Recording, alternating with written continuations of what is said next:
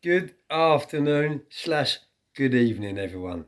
How's everyone doing? I hope everyone has had a good day today. The weather hasn't been too great, but if you're alive, you're healthy, you've got a roof over your head, you've got food in your cupboard, we haven't got a lot to moan about, have we?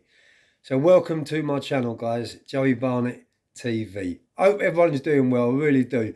Thank you to all the positive feedback. Thank you for even the positive feedback which you give me on a day-to-day basis.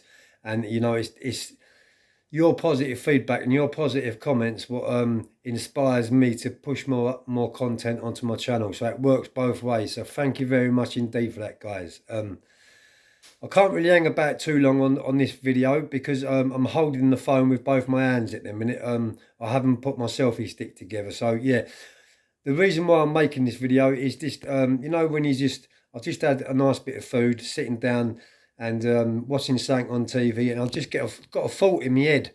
And I thought I'd put this thought into practice and do a video about the thought what I had. As many people know on my channel, I've got PTSD, and these thoughts and feelings do go through my head on a day-to-day basis.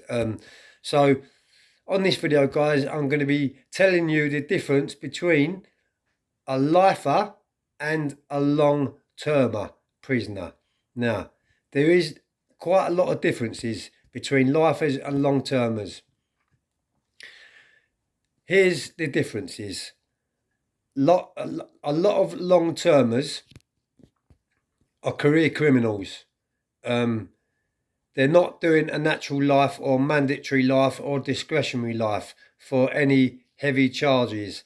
They could be doing double figures for, you know, X amount of robberies and some heavy crimes. But, you know, what warrants a life sentence is murder. Now, this is the difference. Most lifers, what I come across in jail, before they got their life sentence, they have no previous convictions. So therefore, they're not criminally minded. They don't function the same as long-termers. Basically, they look out of place in jail, a lot of lifers, until they really get their nut down and get on to getting their sentence. But you can definitely tell us apart, long-termers to lifers. I'll give you one example. There's a guy called Johnny Smith, and he's a travelling man, and he comes from Cambridge, a place called St Neots. He's on a site up there. I believe he's actually the site owner. So yeah, and he's got his own business. He had X amount of fleet trucks, quite a few vans, and quite a few people working for him. So he's a very wealthy man. Now he come from working class background. So yeah, you can't stereotype travellers or anyone, or if you're Gulger, you can't stereotype people because there's good and bad in everyone. But Johnny Smith come from a working background. Both his parents brought him up to be a worker, not a thief. So he wasn't a criminal. This is what I'm saying to you. Now, what happened was he was married for X amount of years, and he had 3 lovely children. Well, saying children, like the eldest one was 22 and the youngest one was 15. So, you know, grown-ups.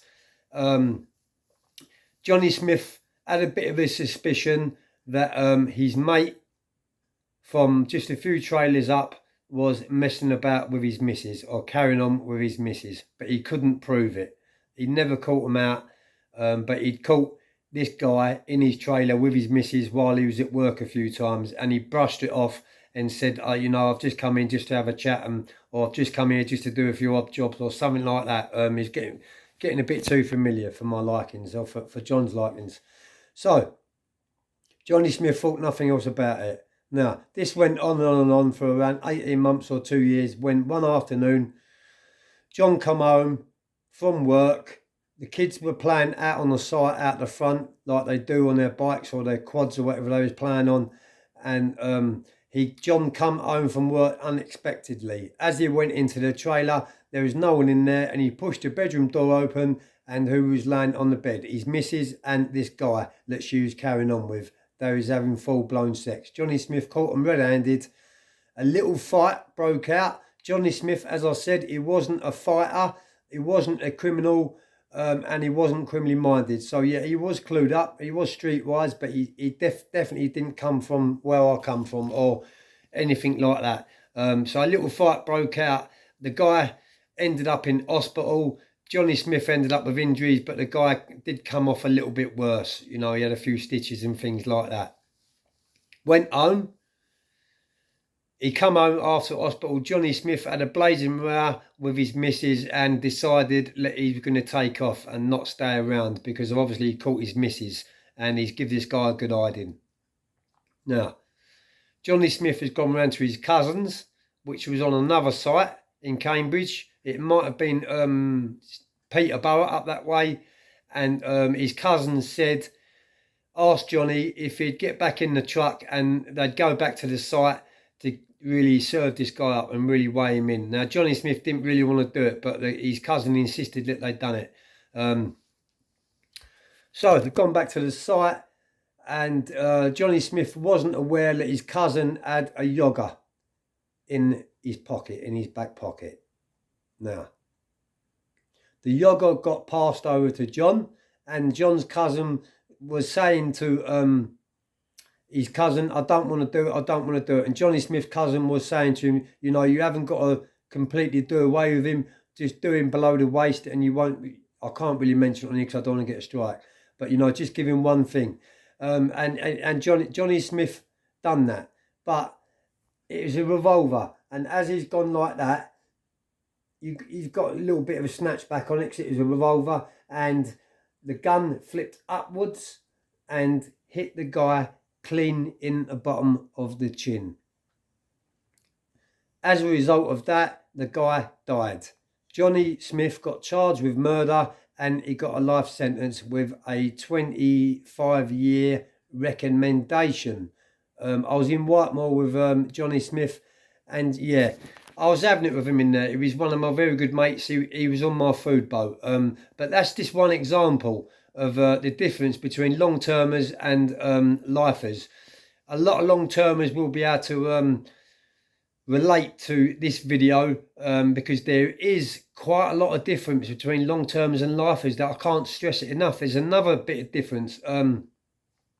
You can just tell with lifers, they don't really want no trouble in jail. They keep their nut down. They know, a lot of them know that they're never going to get out. They've accepted it as their own, or, you know, they think that they're going to do their recommendation and get out. Or, you know, they're not in their right place. That, you know, it's not their back garden. It's not their stomping ground. They're not familiar with it. They wasn't in prison when they was younger. Like long-termers, was a lot of long-termers go to prison as a kid. So, like, it's like a school to us. And it's like a college for crime. So, you know, long-termers are completely and utterly different than lifers. I hope I've explained this video to you guys. But I'm not too sure whether Johnny Smith is out now. Actually, I might make a few inquiries because, you know, this was in 1999. So we're now in 2022. And I think he got a 25-year rec. So, yeah, he won't be out, but he'll probably be in a DCAT or something like that. If any of Johnny Smith's family are watching this video, I wish you all the best. And, you know, if you do go and see John or you speak to John, wish him all the best from Joey Barnett. And, yeah, I'm going to leave this video here, guys.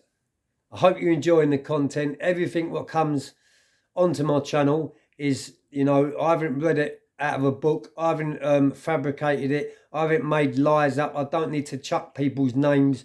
It's just all comes straight out of the horse's mouth, and that's how you get it, straight from me. As I get these thoughts, bang, I don't edit it. I don't, you know, unless I'm going to put my intro into it, but you know what I mean? I don't write nothing down or things like that. I don't pre-record things. It's just straight out the horse's mouth, and this is why my content is so raw. Have a good day, everyone. Peace.